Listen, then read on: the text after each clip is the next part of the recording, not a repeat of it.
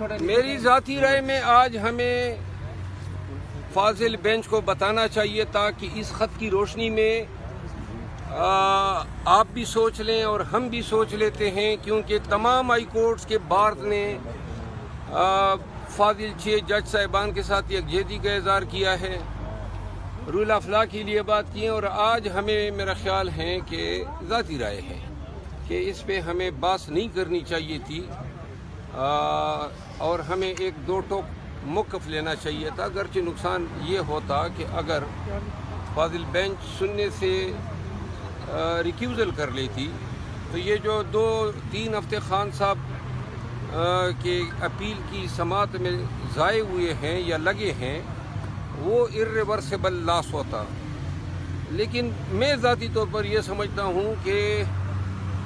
جو ان جج صاحبان نے لکھا ہے اس کے بعد